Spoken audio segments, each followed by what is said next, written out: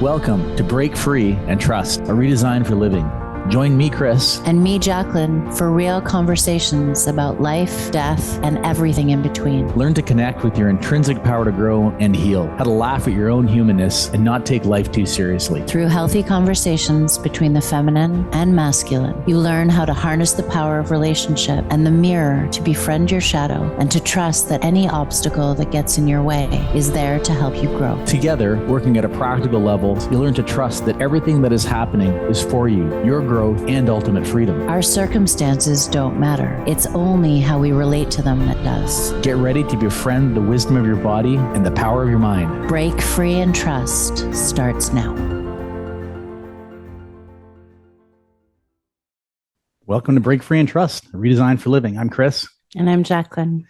And in this episode, Jack and I are going to explore what it means to just feel how you feel, as opposed to seeking a pleasure or comfort, as we discussed in the last show. Why are we so fixated on managing how we feel? What do we think we get from it? What are the real and hidden costs of living this way? And is this the path of breaking free? All this and more in the show, but today you get to help us because we are very excited. This is our first show that we have it opened up to questions that we'll be seeking answers to in the second half of the show. So the call-in number, if you want to call in, is 1-800-930-2819, or just write your questions in the chat and help us explore feeling how it feels. Maybe I'll start here. Jacqueline, in our last episode on pleasure seeking, we suggested that pleasure seeking is really just a form of moving away from pain and fear in an attempt to find comfort. Do you mind just recapping this idea for us? Sure. Welcome, everybody.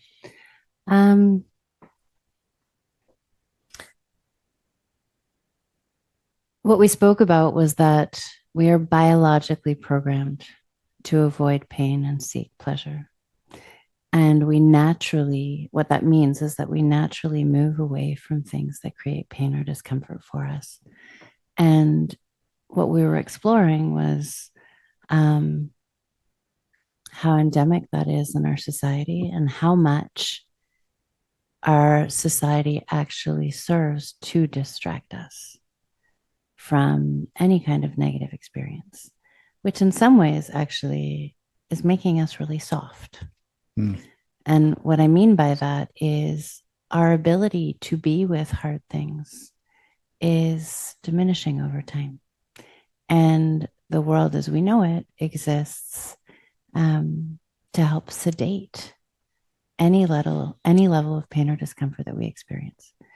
And so, that's what we were exploring last week. And part of what we're looking to explore or take a little bit deeper today is, what is it that we're actually avoiding? And what does it take to meet the discomfort and pain? And how can we ride that wave instead of trying to dive away from it? Yeah, that's a great recap. And as I was sitting with reflecting on our conversations from the last show, I got to this place where it was like, is it fair to say that in all of this, what we're actually really trying to do is just manage how we feel? That is, we want to feel a certain way, or even we think we should feel a certain way. So we do all these things to manage it. Well, for sure. I mean, most of us would like to feel happy all the time. If we look at TV or commercials or any kind of ads that are out there, or any kind of messaging that's coming to us, any kind of sadness or angst or discomfort is to be medicated.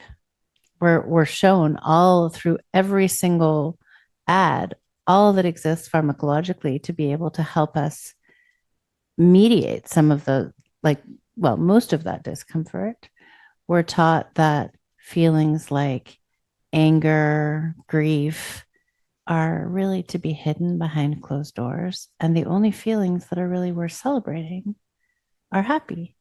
But happy in and of itself, the nature of happy is fleeting. What we're really seeking is a level of contentment and joy. But that level of contentment and joy is something that requires us to experience the gamut of our feelings. Yeah. The depth of fear, and grief and pain and sadness, not just the experience of the ups. Yeah. So what I hear you saying in there, so there's all these things we can do to avoid feeling certain ways. Our society is structured that way. In fact, it appears that comfort is in ample supply now, more than any time in history. There's a number of ways to get out of ourselves. More so, we can wake up in the morning and grab the phone beside our bed and getting out of ourselves that way. Pills we can take, place we can go, comforts. 100%. And then, part of, as we were preparing for this, some of the things that we were talking about were having been in Africa recently and recognizing that we were now experiencing a culture where those creature comforts didn't exist. And we weren't experiencing people in, we weren't experiencing people looking for how to avoid their reality. We were looking at people who were fully embracing their reality. And that struck both of us as a muscle that is inherently built when those creature comforts don't exist. So, this whole idea again of how privileged we are to have all of these creature comforts, sure, that's one way of looking at it. But another way of looking at it is in a lot of ways, they're actually debilitating us. Yeah, and so what I hear you saying is that what we think we're getting from it is potentially happiness or joy. And it makes sense. If I eliminate all discomfort from my life and seek comfort, what I should be left with at the end of this journey is happiness and joy. Or ease. Or ease. Do we not equate that with comfort and joy, or with joy and happiness? I don't know. I think, I think ease when it relates to flow and being in flow with life might be connected to happiness and joy. But I think the ease that a lot of the things that exist to be able to distract us from discomfort is, I would say, the ease is what's making us soft. We don't know how to do hard things anymore. I mean, I know this is going to take us potentially in a little bit of a different direction, but I even just look at the grading system that exists where we live right now.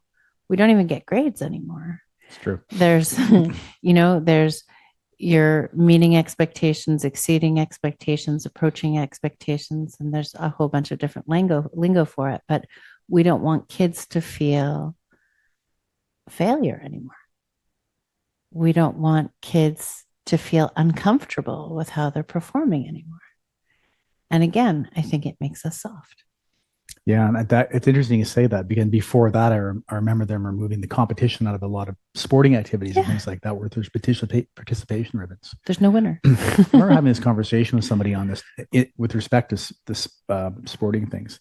Now if we look at generally in schools, they do this very, very sort of safe, non-competitive activities in gym class. There's some competition, but if I go back to when I was, in public school in the 70s, like we were climbing ropes up to the ceiling with no mat below us. We were doing pegboards up. And I think a generation before that, they were doing boxing in high school. Yeah. Like it's been a big shift away from anything that can make us uncomfortable. And that's just on the physical plane. But I think we're talking more deeply than that. There's the physical softness, but there's this potentially emotional, spiritual, and mental softness. So in that respect, like what are we I'm going to shift back a little bit to this idea that the concept of seeking comfort makes sense. I don't want to be discomfort. It's easy to seek comfort, and if I continue to do that, I think I might be moving in the right direction. It's not clear. What am I losing from it? Maybe that's where we focus. What are we losing from that pursuit? I want to come back actually to the school piece for 1 second before I answer that, because there's something that comes up there for me that will feed into this, which is that you were speaking about the physical in terms of sport, and then you went into the emotional side of things. And a piece of what's happening in schools as it relates to this is almost no different. And it's almost no different than what society looks like right now, which is there's good feelings and good ways of being, and there's bad feelings and bad ways of being, and there's polarity that exists. which actually is compromising our kids' ability to be with different emotions and to relate to people with different emotions. Beyond that, and you take the impact of social media and Snapchat and all of these different things with them. And if they're uncomfortable, they no longer actually have to even look at each other in the face to express discomfort. They get to send emojis or they get to completely ghost each other. I was trying to remember the term for it, but they get to ghost each other. And so there is this crippling of emotional growth in the presence of discomfort. So when you ask the question now, what's the cost to us of not being with our discomfort? Well, one, without question, our ability to be emotionally resilient is present without question. Our ability to truly experience in relation to that, the depths of our experience, the depths of our emotions is compromised without question. Our ability to build grit is compromised. And so we turn into, as we were talking about last week, this pleasure-seeking society that actually has very little depth. Yeah, the social media is a great example, and I'm going to get the specifics wrong of this, but I was listening to someone dive into, we have the first generation of data on social media. It's been around, in a legitimate form for about 10 years. So now we're seeing the first effects of a generation that has grown up with social media, and exactly what you're suggesting. Average age of a driver's license has moved almost 2 years for boys. The average age of when someone has a first date's moving. There's many boys that are turning into young men that have never been on a date before. All of these things that are uncomfortable to do, to go and ask a girl out physically for a date, to get in the car and drive, we're foregoing that for these other forms of comfort. So it's having a profound impact on our society already.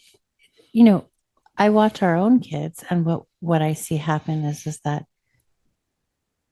I'll use my daughter as an example. She walks down the street and she sees a group of people that she doesn't know, and her response to that is to walk right by them. They don't even say hi to each other if they're not interacting with each other. There's something very odd about it. But I think that's taking us also a little bit off track. If I come back to what you originally asked, which is what's the cost to us of not being with discomfort? The cost is huge. In a lot of ways, the discomfort that we experience physically, in my view and the view of many, is our body's wisdom speaking to us. If you believe in the soul and that you have a purpose here on this planet of some kind, then I would use different language, and I would say, in some ways, what the experience is that our souls are trying to communicate to us all the time to be living a life in alignment with who we came here to be and what our values are. And our discomfort is the invitation to listen to that, to be able to tell us. It's almost like, the traffic cop on the street that's saying, oh, you're moving in that direction. No, wait, stop. Now turn left, because the direction that you were going in is actually off course. And when we mute the body and we ignore those messages, we actually end up getting ourselves into lots of trouble. Go ahead. No, continue. You feel like I could tell there's something more to say there. So I think about so many of the times in my life, and I would say I'm going through one right now, where my body is speaking something to me, and it can be incredibly uncomfortable. And I can think of all of the ways in the past where I would get busier with intention, or unconsciously get busier to avoid having to feel my feelings. I would be running off my feet, moving really quickly, doing the things that gave me accolades from the outside world and would say, check her out. She's Superwoman. But actually, what I was doing was distracting myself from feeling what my body was speaking to me. And inevitably, at each moment in time that happened, there was a juncture where I was sort of brought to a place where I knew that I had a choice intuitively. And the intuitive choice was pay attention or life's going to turn upside down. And I've been lucky enough to pay attention. It reminds me of the my favorite quote by Marcus Aurelius, the Stoic philosopher, Roman emperor from I think it's 160 AD, is what stands in the way becomes the way, right? And really, what he's meaning by that is that it's sitting with our discomfort, those obstacles. They're actually the key for our psychological, spiritual, and even physical growth. And that if our body's going to communicate to us, if let's talk about the soul. If I'm the soul wanting to communicate to my physical body, how am I going to do that? What signal am I going to send to really pay attention? Well, it's probably going to be through discomfort. It's probably going to be through disease. It's probably the thing that's going to make you pay attention the most. And, the saying, what stands in the way becomes the way, is that's the direction we're supposed to head. We're being called towards it. And yet we're systematically and structurally aligning ourselves to run away from it. And so we're muting our psychological, spiritual, and physical growth in the process. Mm-hmm. Mm-hmm. And I'd even go further to say, it's like, I think it's actually running away from freedom. I think freedom, and this is my own personal experience, rests on the other side of that pathway of discomfort. The more I've learned I can step into discomfort and be with it and experience it, the freer I become. Because all these discomforts, all these things we're avoiding are like another bar in the prison cell I'm creating for myself. And eventually it closes in. 100%. And it makes our lives really small. Yeah. And so I love that analogy, because what sitting with and experiencing our discomfort then does is, if you were to imagine that prison cell on the top of a mountain, as we lean into the discomfort that we feel in our body, or the discomfort that we feel in our psyche, which shows up in our body as well, the discomfort that we feel in our minds, what we actually do is we lean in and those bars fall away. And what we actually have now access to is the entire horizon. Yeah. Instead of those four walls. That's right. Which we're now in the middle of this tiny cell trying to feel safe because we don't want to go and test the bars, but the bars aren't even really there. Yep. So I often get this question when I'm teaching a yoga class or working with a client. And I know you do too. And I know that I've heard you speak to this beautifully. So I'm wondering what it would be like for you to describe how you work with people when they ask you this question. So you're telling me to sit with my discomfort, but what does that actually mean? What am I supposed to do? What do you mean I'm just supposed to sit with discomfort? What does that actually look like? How do you respond to that? Yeah, it's a great question, and it's a hard one to answer because I'm not their subject matter expert. I'm my subject matter expert. That's all I really know is my ultimately my own experience, and maybe somewhat from people I work with. But the first question is, the first thing to consider is, are you ready to sit with it? It's not clear. You have to be in a place where the person is capable of sitting with that thought and not running away from it. And it's not as easy as it sounds, especially if we all have various levels of trauma, things we don't want to look at. We all have behaviors or the lies we told that we just don't want to sit with. And what can happen if we're not ready, we're not at that place, is that we can do it for a little bit and then we get up and we walk away from it again. But isn't that, I mean, so I'll go and speak to some of the ways that I describe this. And And we'll come back to you because you actually have crafted a very beautiful way for helping people to explore their discomfort.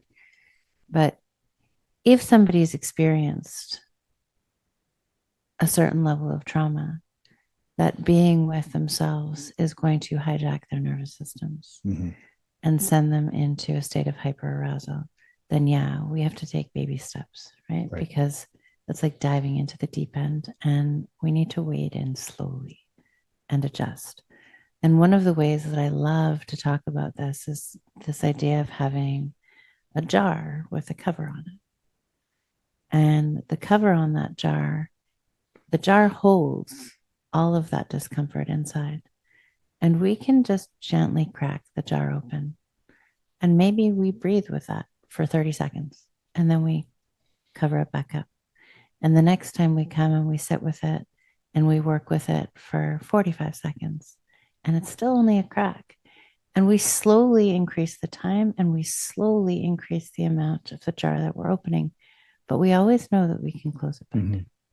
So we're actually working very slowly to train the nervous system to be with that level of discomfort. And we do that by working with the body and getting feedback from the body as it relates, like biofeedback. So heart rate, breath rate, etc., and being able to help to serve people to slow that process down. Yeah. And I think that's a really important thing. And I think it's because there's this aspect of it. I look at it in all this stuff. There's two aspects to it. There's the top down and there's the bottom up, and all of it that we have to be mindful. There's the top down mental processes which literally means, okay, just go and sit with your thoughts quietly. Not everyone's able to do that. And if you've never done it before, and if you've never done any body work or somatic work, it might be overwhelming. That was my experience. That was the direction I was sent on early on. And it just blew me apart because I wasn't ready for it. I was doing all this very deep mental regression work with no somatic body awareness. If we add some somatic work, like some yoga, some breath work, different things for everybody simultaneously with that, the nervous system of the body, as you talk about, allows for the digestion and integration of some of the stuff happening from the top down. So there's a two-pronged approach that must be considered, I think. Yeah, and I love what you're speaking because one of the things that's often taught to us in somatic work is that in order for the body to get to a place or the mind to get to a place that's quiet, we've got to work a lot of the noise out of the body. And without doing that, without taking out the proverbial garbage, we actually are left with a mind that's going to run rampant. Yeah. And so that is, I actually think in a lot of ways, it's a necessity before we go deeper, is to help to clear the channels of the body without question. Yeah. And there's this other, that's for most people. And there's a group of people, which I've fallen into myself, which things have gotten so bad that there's no choice. That's the only route you have left, is to sit with it. That's all that's available to you. And that's where that place of desperation and complete willingness comes in. Which in and of itself can actually be a real gift, because that's the wisdom of no escape, as Pema Chodron speaks to. That's right. Yeah. But that no escape, that exists for all of us, actually, if we choose it. Yeah. And the somatic part still has to happen. Because in my own experience, when dealing with this, was that during this process of integration, they went through it all. And I've written a blog on this called The Gift of Tears. I cried every day for 6 months, uncontrollably at times, but most of that was occurring in a facility which had counselors and which had staff and which had safety for me to go through and experience the pain and trauma that I was going through and sitting with. So I wasn't in danger. There's a big element of that there. But somatically, my body somatically went through this process one way or the other. I couldn't avoid it. Yeah. And most people aren't lucky enough to be in a place where they have all of those safeties in place when it's time to actually be with deep discomfort. And so learning things like working with your breath, learning things around biofeedback, yoga, different, even dancing, moving, walking, learning ways to meditate to help work to control your mind are really significant and important. Yeah, I mean, part of the genesis of this podcast came a couple of weeks ago when I was actually sitting in the. We have a cold plunge, and I was sitting in the cold plunge, just sitting in there going, "God, I don't want to do this today." And but it's like, no, but this is good for me to do this hard thing I don't want to do because it builds resilience for when I have to face the next hard thing, which I don't want to do. And training myself in a physical plane, I've found translates to an emotional, spiritual pain too. Just like the sting of that cold water, I know now it'll pass, and I can sit in there for the 3 to 5 minutes. And it's also like I've learned through my experience is that even the strongest, most painful emotion, man, it lasts like a maximum of like 12 minutes before the pinnacle of it's gone. And I get through it and I'm okay. Every single time I've been okay. It's a wave. It's a wave, and it rises and it falls, and it's meant to. It gets stunted in our bodies when we stop it, and it doesn't actually go away. It just gets buried. You know, you're speaking about the cold plunge, and I can relate it to something else, which is I'm playing around, as are you, with intermittent fasting. And it's the same thing with hunger, right? We think we need to eat at certain moments of the day, and that becomes our routine. It becomes mechanical, actually, in a lot of ways. And in truth, when we stretch that window further, one of the things that happens is that our body actually begins to heal. But another thing that happens is that we get to experience hunger. And we get to experience feeling like it's never going to end. And it's so uncomfortable. And we get to fixate on it and obsess about it, only to get to the other side of it and have a window where we're still not eating. And yet the hunger's passed. Yeah. It's no different than what we're talking about. I'm sure many of our listeners have, many have tried intermittent fasting. You know that feeling after you've done it for about 3 weeks or so. It's like all of a sudden, like, I'm not even hungry anymore. I haven't eaten in 24 hours, but like I'm totally fine. The hunger's gone. And it's a metaphor for everything that we do. I think there's also one other piece that you mentioned that is worth coming back to, and hunger is related to it, which is that emotions, just like food, discomfort, just like food, needs a chance to be digested in order to be transformed. Beautiful metaphor. And this whole idea of avoiding discomfort is like leaving food in our bodies that's undigested. And the only thing that undigested food does is rot.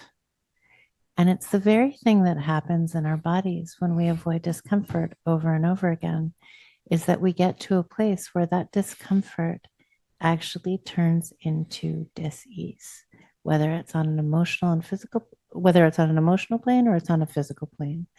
And so essentially what I'm saying is we actually need to be able to look discomfort in the face in order to be able to heal and grow. And I think that might be a good place for us to pause. Yeah, I want to actually write down that analogy you just used. Is a great one. But yeah, we're going to pause here. And if you want to call in 1-800-930-2819, you might see it on your screens too. So we'll see you in a few moments.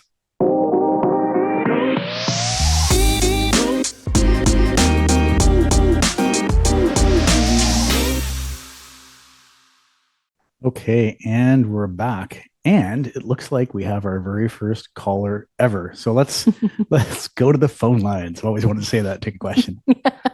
Thank you.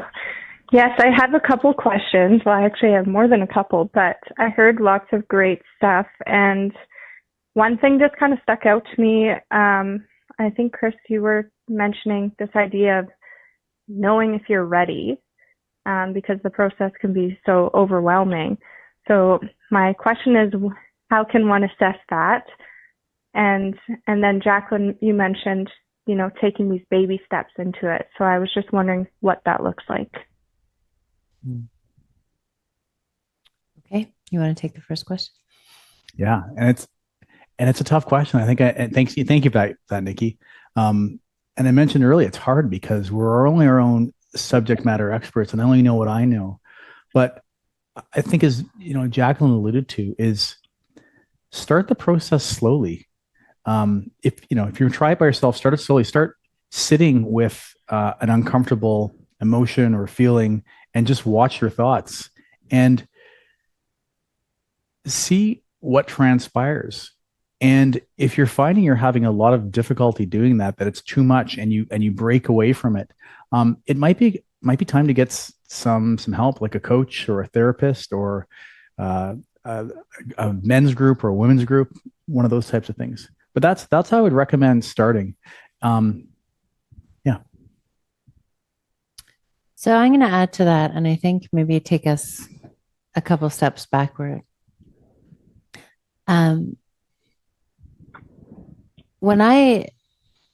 If I am going to sit, if I am in a place where I recognize that I'm uncomfortable, my nature is either going to be to avoid it at all costs, or jump into it. And I think that there's something that we didn't discuss that happened that really needs to happen prior to all of that, which is learning how to be an observer or a witness of our thinking, of our body, of ourselves. Because in developing that witness consciousness, we begin to understand that we are not our thoughts. We are not our discomfort. We are not our feelings. And when that happens, we then have a doorway into looking at them as an observer of them rather than being enmeshed with them. And I think that that's a really important, I think that's a really important step. When I speak about taking baby steps, Nikki, I'm always reminded of that movie, Where's Bob? What about Bob? Yeah, thank you.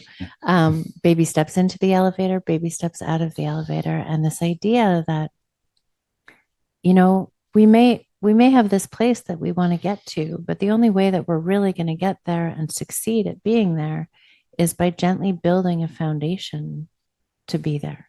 And so part of that foundation is developing this witness consciousness. Another part of that foundation is going to be, as I spoke about earlier, this idea of, well, why don't we open the jar a tiny bit rather than opening the whole jar up? And why don't we begin with a few minutes or even a few seconds and go from there, recognizing that discomfort isn't going to go away tomorrow, but that as we begin to build a foundation for being with discomfort, we can actually explore it and be aware and conscious instead of having to tap back into unconsciousness or going into this muting behavior that we do so well. Am I answering your question?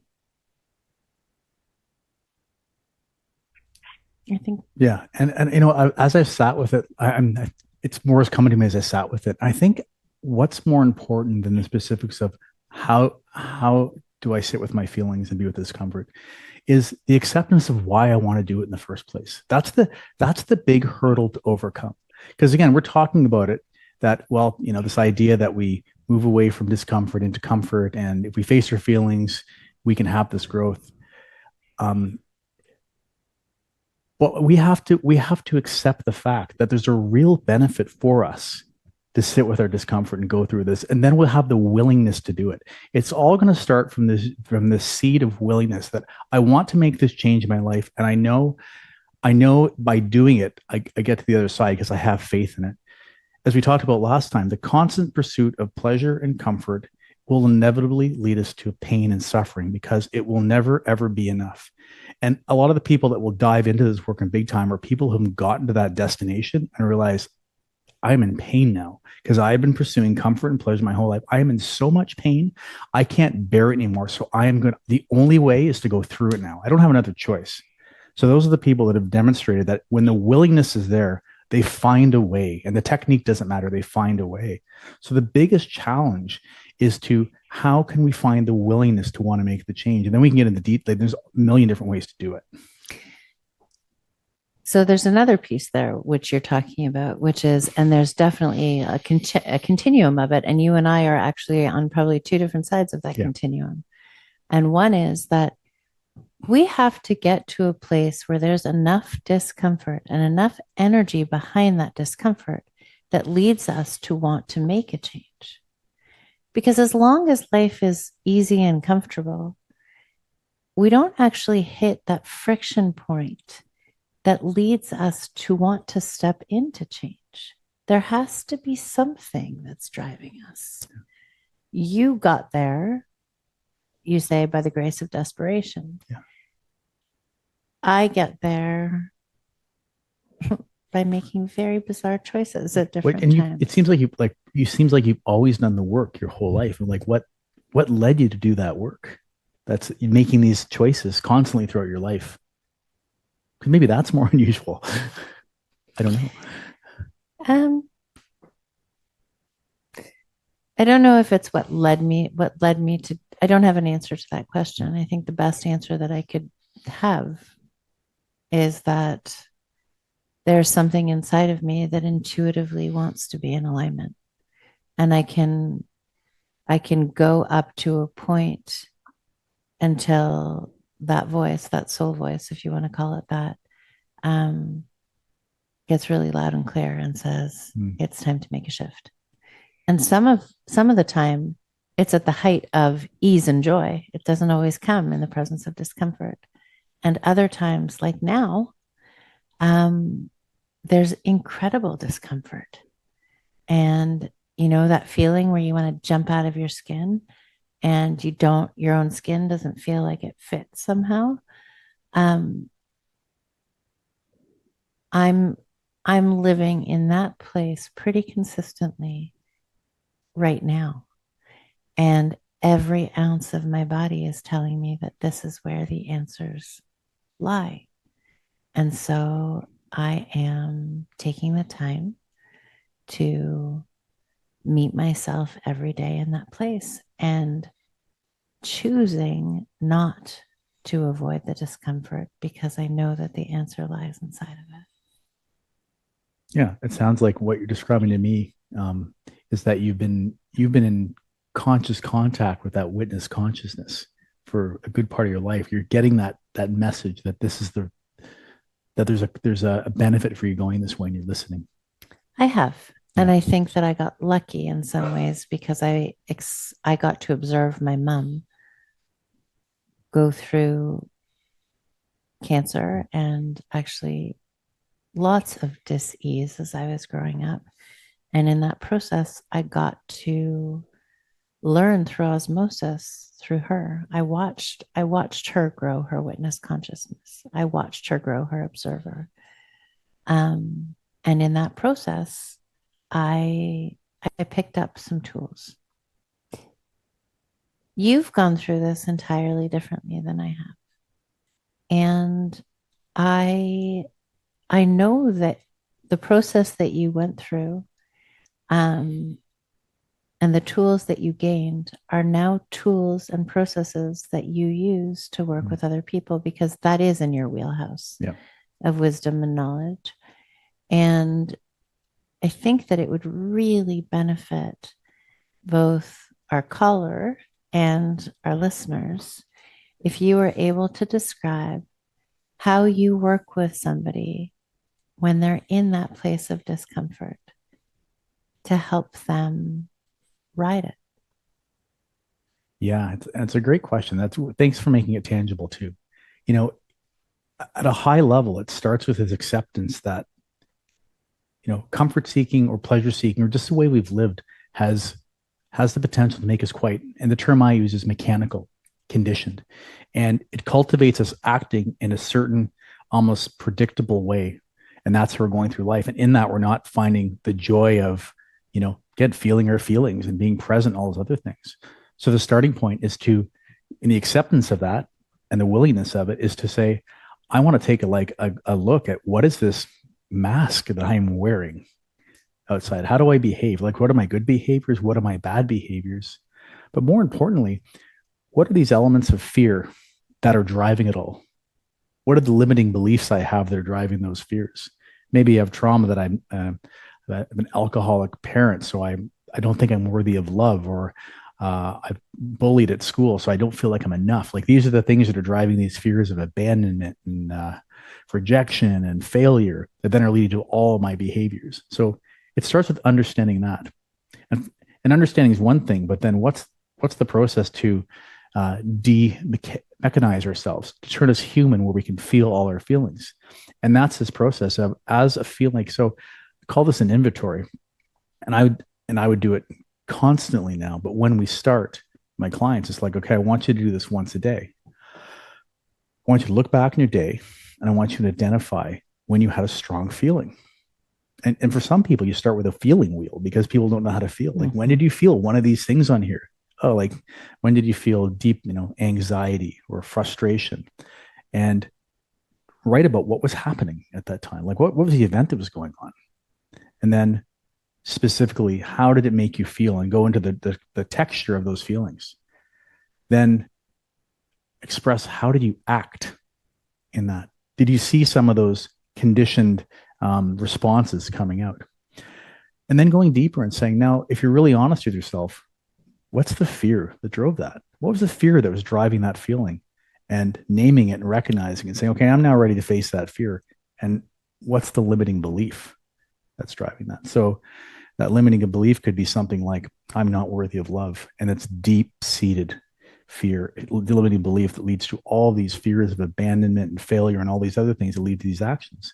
And if we can name that, again, and this is hard because we got to be with all this. We got to be with this honesty and this admitting to ourselves, like, I don't feel worthy of love. That's hard to say to yourself. And then ultimately spend some time writing about how, is that actually true? What are all the times in my life where I've been showing all sorts of love from people and other people?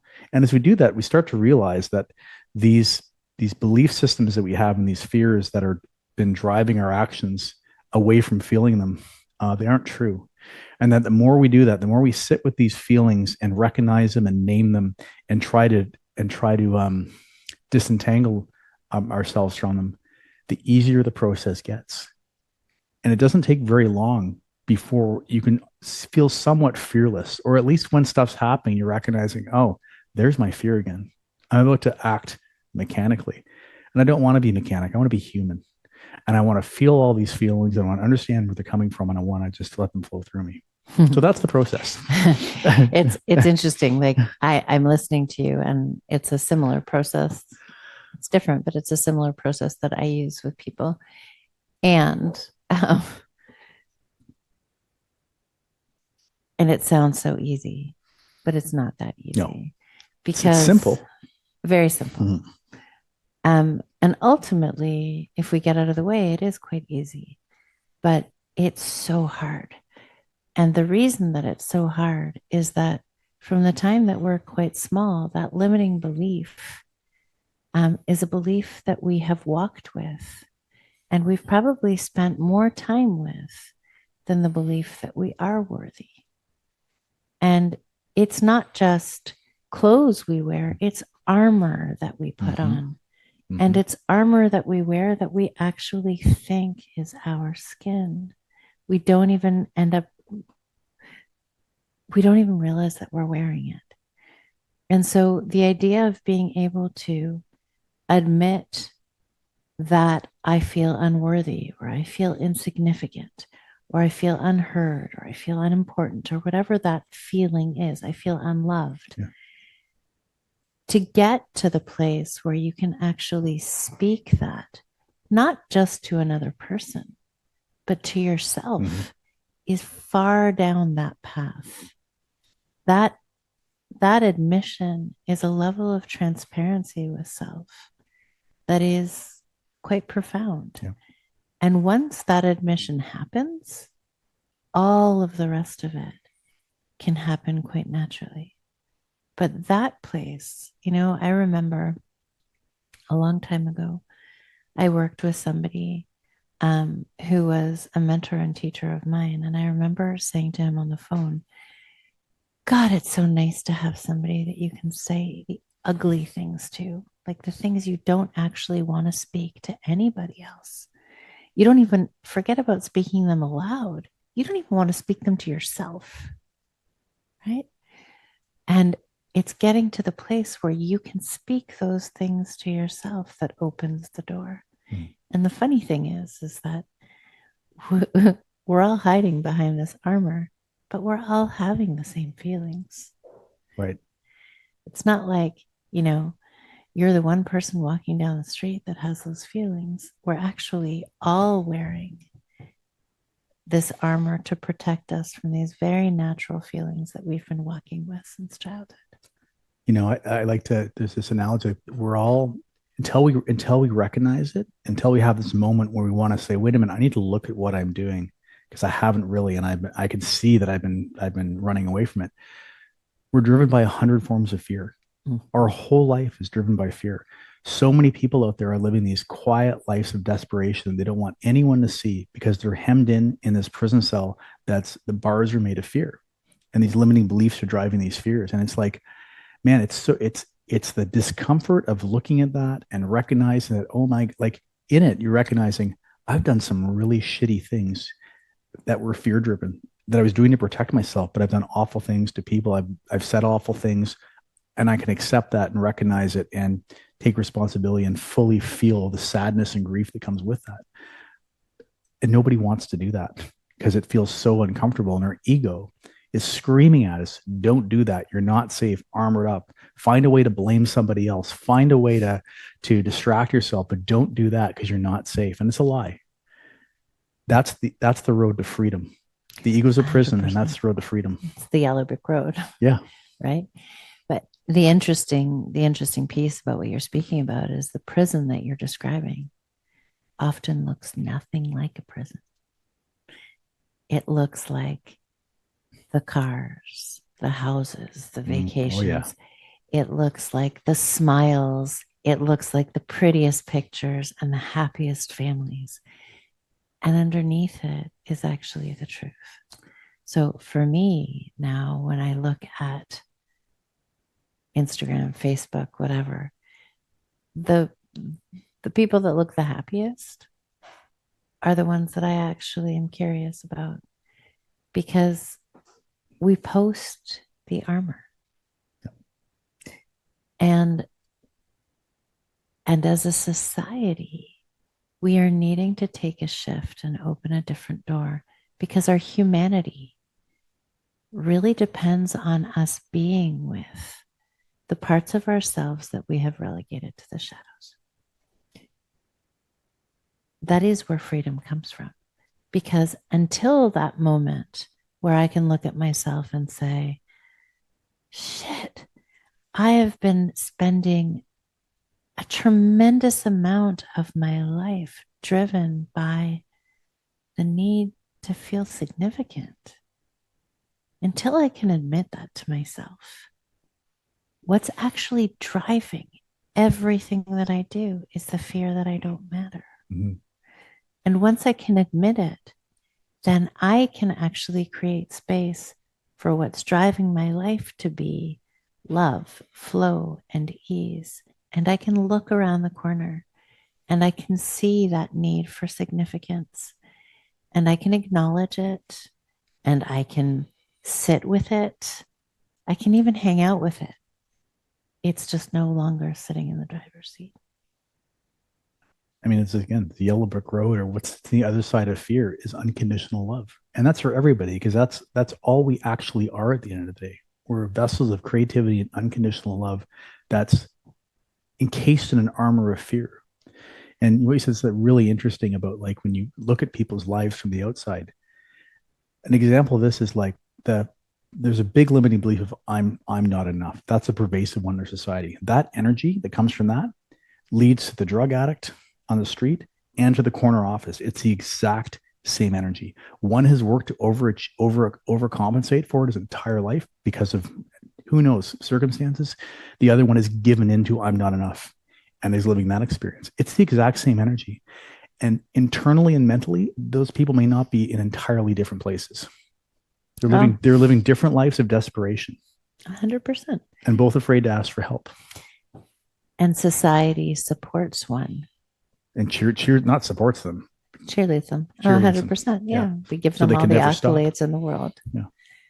And diminishes the other. Yeah. Neither of which are actually getting the help that they need. So what do you think that we need to do, you and I, but also as a society, to be able to invite the capacity to be with discomfort, to be with pain as an opportunity to grow instead of as something that's going to take us down? It's with all of this stuff, it just starts with, for you and I, it's the work we do in ourselves. That's actually, and that's a lot. It's not a little thing. Us doing the work on ourselves to overcome the stuff, to raise our vibration and be in this place of unconditional love. And then that emanates out to everybody we talk to and speak to. That's not insignificant. That's the biggest thing we can do. And that's the biggest thing all our listeners can do too, is drop this egoic pretext of that I need to go change other people. Change yourself. Like if everyone just said, hey, you know what, instead of worrying about that other guy or changing my spouse or changing this person or that political leader, if I invested that energy on just trying to get over my own fears, this whole world would change in a holy instant. We'd be a whole different place if everyone just committed to, I'm going to look at one fear I have that's driving my life and try to get over that. The world changes. So I think I'm saying is like, it's always an internal job. And you're your own subject matter expert. You know what? And I want to bring us back to what you were just speaking about, because earlier when you were talking about, actually, I don't remember exactly what the context of it was, but in terms of, if I look at my life and there is drama in my life, then without fail, I am living in blame or denial. And it's incumbent upon me to be able to work with my own discomfort and breathe into and be with my own discomfort rather than projecting it outwards. As long as drama exists around me, then drama is existing for me. And if I can learn how to sit with my discomfort in that drama rather than making it about anybody else, then I have the capacity to be able to live a much more peaceful and easeful life. Yeah. Yeah. For me, there's two big takeaways from our conversation. And the one is letting it percolate, that this idea that we say seeking comfort, avoiding pain, is robbing us of our humanness, and it's actually robbing us of joy, and has a whole bunch of other hidden costs that we may not be aware of. Spend some time with that. Check it out on your own. Think about it. And if you come to that conclusion that that's true, and I want to make a change, and I want to find my way to face this discomfort, start where you can, and start with maybe some of the things we talked about. Reach out to a therapist or a coach and get some help doing it. But again, remember, this whole thing is also an inside job. And the work you do on yourself, much like Jacqueline said, is the work you're doing for everyone you love. It's not an insignificant thing to do in inner work. It benefits everybody in the world.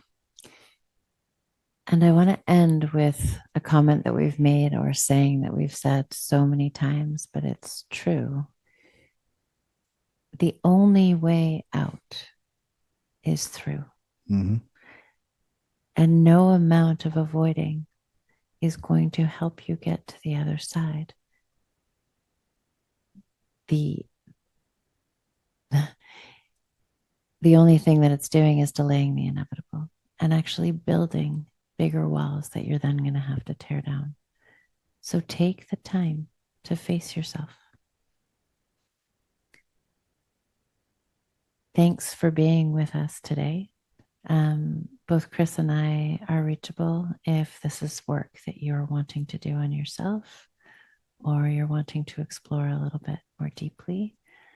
And we look forward to seeing you and hearing from you in a couple weeks. Yeah. Thanks. And thanks for calling in, Nikki. And we'll see you all next time.